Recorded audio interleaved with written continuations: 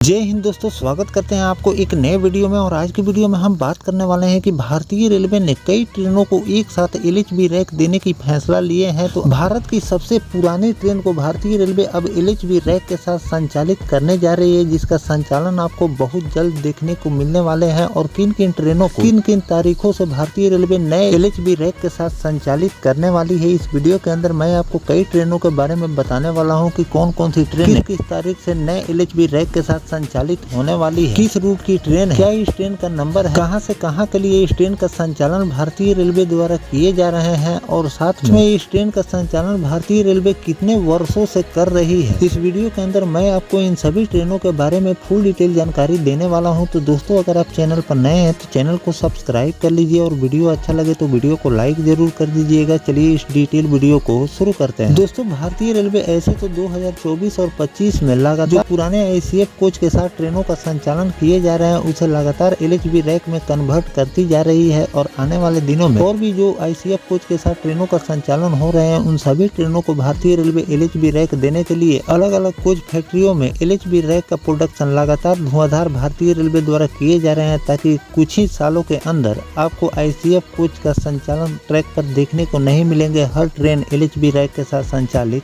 होने वाली है। आगे चलकर आपको इसमें भी बदलाव देखने को मिलेंगे। जो लाल डब्बे वाली एलएचबी रैक वाली जो ट्रेन, उसे भी भारतीय रेलवे रिप्लेस करने वाली है, और उसके जगह पर आपको अमृत भारत ट्रेन के रैक के साथ आपको सभी ट्रेनों का संचालन देखने को मिलेंगे। और अभी अमृत भारत ट्रेन का प्रोडक्शन उतना भारतीय रेलवे द्वारा नहीं किए जा रहे हैं, इसीलिए आपको अलग अलग रूटों पर इस ट्रेन को भारतीय रेलवे धीरे धीरे लॉन्च कर रही है। और जिस तरह से प्रोडक्शन बढ़ते जाएंगे, इस तरह से आपको आगे चलकर लाल डब्बे वाले एलएचबी रैक को भी भारतीय रेलवे रिप्लेस कर उन सभी ट्रेनों को एलएचबी रैक के साथ संचालन शुरू कर देगी। तो इसमें जो भी बदलाव होगा और जो भी नोटिफिकेशन रेलवे द्वारा जारी किए जाएंगे, वो भी जानकारी मैं आपको आगे चलकर देता रहूंगा। इस वीडियो के अंदर चलिए जानते हैं कि किन किन ट्रेनों को भारतीय रेलवे एलएचबी रैक के साथ संचालित और कब से करने वाली है। दोस्तों, भारतीय ट्रेन की सबसे पुरानी और सबसे लोकप्रिय ट्रेन मंगलुरु चेन्नई में, इसका ट्रेन नंबर है 12601 और 12602, जल्द ही आधुनिक लिंक हॉफमैन बुश यानी कि एलएचबी कोच में बदले जाएंगे। 158 साल पुरानी इस सेवा का पारंपरिक कोच 18 जनवरी के बाद बंद हो जाएगी। 58 साल पुरानी Mangaluru Chennai west coast express, जो कि 1967 में इस ट्रेन का शुरुआत रेलवे द्वारा की गई, एलएचबी कोच में ये ट्रेन बदली जाएगी। इसके अलावा Chennai Thiruvananthapuram super fast express, जिसका ट्रेन नंबर है 12695 और 96, और चेन्नई आलपुंजा सुपर फास्ट एक्सप्रेस, जिसका ट्रेन नंबर है 22639 और 40 में भी एलएचबी रैक भारतीय रेलवे लगाने जा रही है। 137 साल पुरानी मालवार एक्सप्रेस और 23 साल पुरानी मावेली एक्सप्रेस भी जल्द भारतीय रेलवे एलएचबी रैक के साथ संचालित करने वाली। चेन्नई मेल का परिचालन पहली बार 1867 में शुरू किया गया था। इसकी शुरुआती नामों में ब्लू माउंटेन, नीलगिरी और मालवार शामिल थे।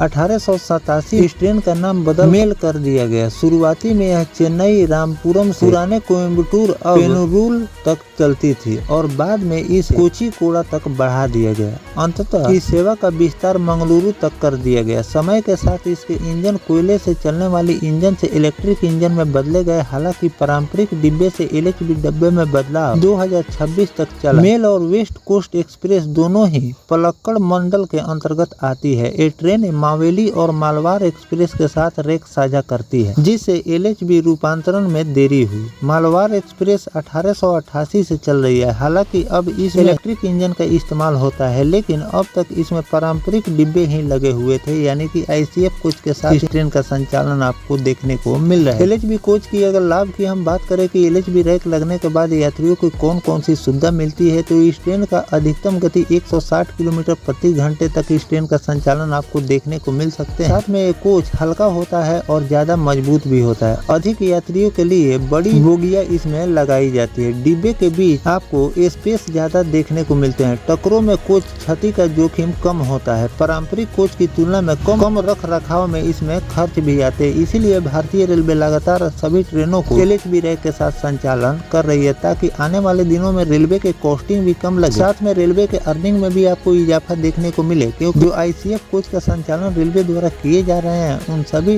कोचों में आपको सीटों की संख्या कम होती है और LHB कोच में सीटों की संख्या ज्यादा होती है। तब जब भारतीय रेलवे LHB रैक में कन्वर्ट करती है तो रेलवे के अर्निंग में भी आपको इजाफा देखने को मिलते हैं और साथ में लोगों को यानी कि यात्रियों को भी इस कोच से काफी ज्यादा सुविधा मिलती है और आरामदायक सफर करने का मौका भी मिलता है। तो इसी तरह भारतीय रेलवे लगातार ट्रेनों को अलग अलग रूट के ट्रेनों को LHB रैक के साथ संचालित करती जा रही है और आने वाले दिनों में और भी जो ICF कोच के साथ ट्रेनों का संचालन हो रहे हैं उन सभी ट्रेनों को भारतीय रेलवे LHB रैक के साथ संचालित करने वाली। तो बहुत जल्द और भी नोटिफिकेशन आने वाले हैं, इसलिए कि भारतीय रेलवे 2026 में एक दो नहीं बल्कि कई ट्रेनों को टारगेट लिए हैं। इन सभी ट्रेनों को LHB रैक के साथ संचालित की जाएगी। तो बहुत जल्द मैं आपको एक और नोटिफिकेशन दूंगा जिसमें आपको एक दो नहीं बल्कि 8 जोड़ी ट्रेनों को भारतीय रेलवे LHB रैक के साथ संचालित करने वाली है। तो कौन कौन सी ट्रेन को भारतीय रेलवे और किस दिन से LHB रैक के साथ संचालित करेगी इसका भी जानकारी मैं आपको बहुत जल्द देने वाला हूँ। साथ में कमेंट सेक्शन में जरूर बताइएगा कि और किन किन ट्रेनों को भारतीय रेलवे को LHB रैक के साथ संचालित करनी चाहिए जिससे यात्रियों को सुविधा मिले। इस रिपोर्ट के आधार पर जो मैंने आपको जानकारी दी है, जिन जिन ट्रेनों को भारतीय रेलवे LHB रैक के साथ संचालित करने जा रही है, इन ट्रेनों के बारे में आपकी क्या राय है कमेंट सेक्शन में जरूर लिखिएगा। मिलते हैं किसी नेक्स्ट टॉपिक कोई नई जानकारी के साथ, तब तक अपने भाई को दीजिए इजाजत। जय हिंद, जय भारत, वंदे मातरम।